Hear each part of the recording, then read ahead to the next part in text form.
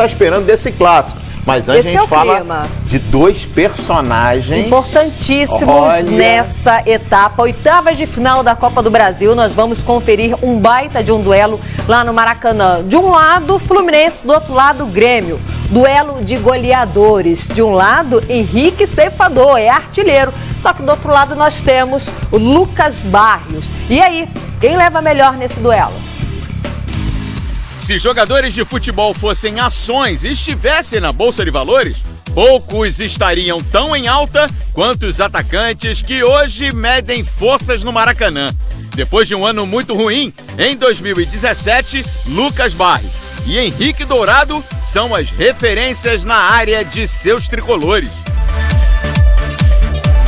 Barrios chegou no Grêmio com a solução dos problemas no ataque do Imortal.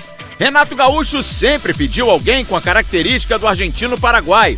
E ele precisava de novos ares, porque no Palmeiras foi de presente de patrocinador a figurante no elenco. No Grêmio está correspondendo.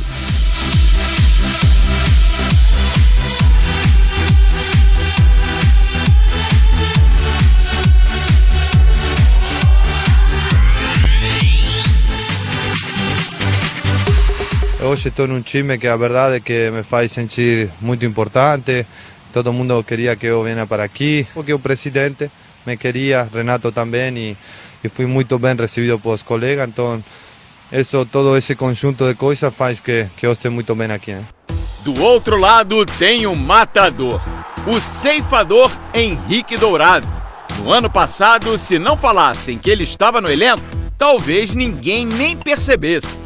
Agora é muito fácil notá-lo. A gente sabe que no começo foi um pouco difícil, né?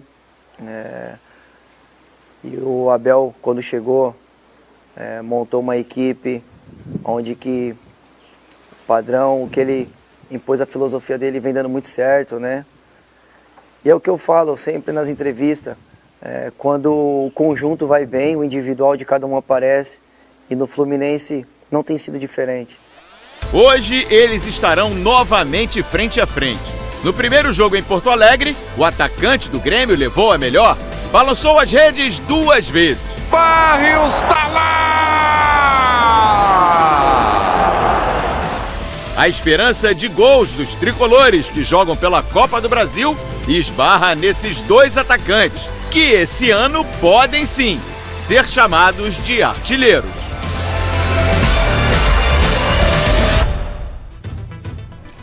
Tá aí na tela pra gente, o duelo de artilheiros Paulo Lima, Henrique Dourado, desde 2016 no Fluminense, 24 jogos, 16 gols e uma média de 0,67 por jogo. O Lucas Barrios, defendendo o Grêmio, tá no clube desde 2007, chegou esse ano, né? 18 jogos na temporada, 12 gols e a mesma média do que o ceifador. Que legal. São dois jogadores com características similares, né? Dois caras que têm bom toque de bola, têm boa presença na área, não ficam muito fixos como aquele tradicional centroavante, né? Que fica ali brigando com os zagueiros, ao contrário, né? Sabem proteger bem, fazem bem a parede, fazem bem o pivô.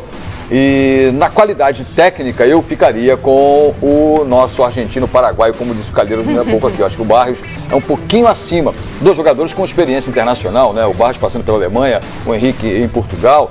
Boas passagens, né? Jogadores que tiveram inclusive conquistas por onde passaram, sempre foram bons atacantes. O Lucas Barrios passou esse momento adverso no Palmeiras, agora se encontra novamente, por isso essa força do Grêmio, ao meu ver, reflete muito nessa decisão de hoje. Acho que o Grêmio tem um passo importante a seguir na próxima fase, não que o Fluminense não tenha condições de reverter, muito pelo contrário, e o Henrique vem iluminado, né? Desde a chegada do Abel, ganhou força, ganhou moral, ganhou exatamente aquilo que ele precisava, né? Continuidade de jogos, de ser titular efetivo durante a parte da temporada, e vem correspondendo. São dois homens que dentro da grande área, se bobear o zagueiro, terão sempre condições de finalizar. Repito aqui, eu acho que o Lucas tem um pouco mais de presença técnica, um pouco mais de talento, me agrada mais, mas não que o Henrique não seja um jogador efetivo. É jogo, ao meu ver, para o Tricolor Gaúcho seguir na competição. A vantagem conquistada lá na Arena do Grêmio em Porto Alegre está fazendo a diferença. Pode mudar, 2 gols de diferença, não é muito. Até porque o Fluminense fez um gol fora de casa, isso ajuda. E a velocidade do time Fluminense pode surpreender. Mas o Grêmio tem descansado a sua equipe, tem um time forte, maduro, né, bastante consistente. É excelente jogo para você acompanhar e eu estarei também ligadinho aqui ao lado, acho que é João Guilherme, PVC, João Guilherme, a galera PVC, toda, mundo lá nossa equipe completa lá no Maracanã. Vamos fazer o seguinte, vamos dar uma olhadinha no provável time do Fluminense essa noite para esse confronto contra o Grêmio aí do Lucas Barros. Olha aí, ó, provável escalação: Diego Cavalieri, Lucas Nogueira, Henrique Léo, Orejuela, Wendel e Douglas, Gustavo Scarpa, Richarlison e o Henrique Dourado na referência lá na frente. Virando aí pro time do Grêmio. Só uma adenda ali, o Orejuela é a grande mudança do primeiro jogo para esse, porque ele não disputou a primeira partida. Boa lembrança, Lívia. Do meio campo pra frente é um time fortíssimo, né? O Fluminense tem um time muito rápido, muito forte. Atrás ali o Nogueira ainda não conseguiu se consolidar.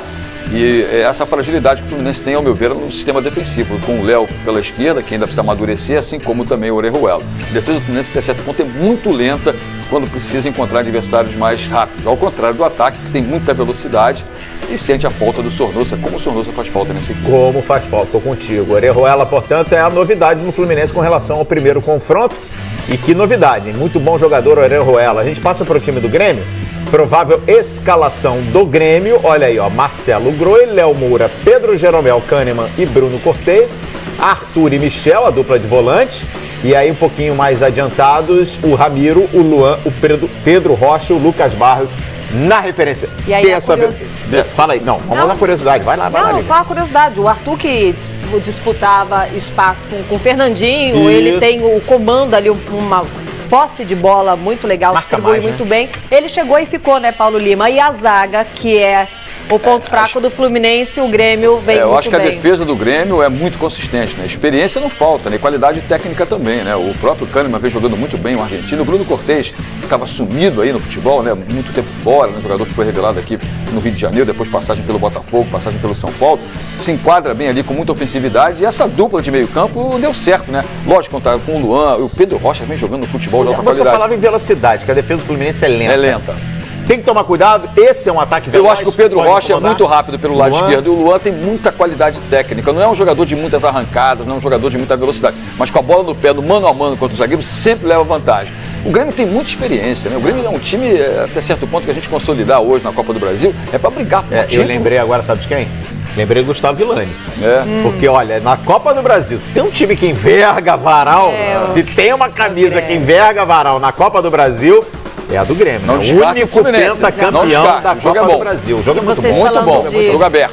De velocidade, o Fluminense perdeu muito com a ausência do Wellington Silva, né? Ele que na lateral é muito veloz. Esse é um 100 metros raso daqueles, não é o Wilson Bolt, mas tem muita velocidade. Mas chega fácil.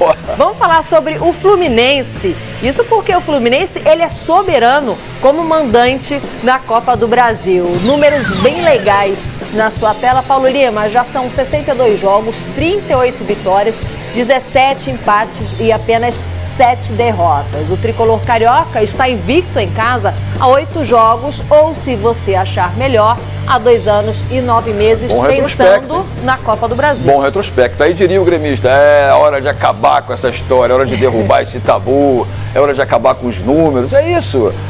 O passado, ele fica exatamente para mostrar que a equipe dentro de casa é forte. Mas não representa dizer que o Fluminense tem favoritismo ou pelos números será, até certo ponto, um grande time para vencer. Não é bem assim.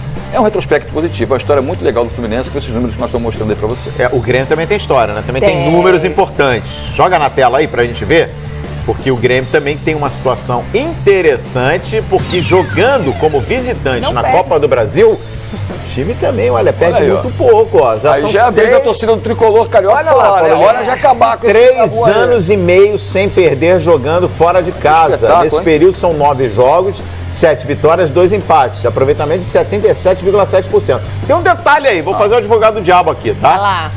Olivia, se a gente pegar aqui as campanhas do Grêmio nesses últimos 3 anos e meio em Copas do Brasil, a gente tem o título no ano passado, e aí eu acho que aumentou muito esse aproveitamento do Grêmio, mas tem que ver como é que o Grêmio vem vindo, a participação, quantas fases tem avançado nessas edições, né?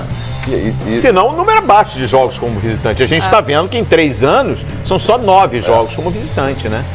São 9 adversários. Sim. Também são 3 partidas por ano, praticamente em competição, né? Dentro da Copa do Brasil. E o detalhe que está ali embaixo, também interessante, né? Que o Grêmio não perde por 3 gols ou 2 mais. gols ou mais de diferença desde a Copa do Brasil de 2005, né? Quando foi derrotado exatamente pelo próprio Fluminense. Do Abel. Exatamente isso. O Fluminense do Abel. Será que vem jogo bom aí na tela do Fox Sports? Muito tempero para um jogo só. É muito tempero. Exatamente. Olha, uma boa pimenta para você acompanhar aqui conosco. Outro grande momento que nós vamos falar agora, ô Calheiros, que é quase um show. Assim tem sido as últimas entrevistas do técnico Vanderlei Luxemburgo. Na apresentação, na chegada dele ao esporte, o treinador estava impossível. E a nossa produção separou uma seleção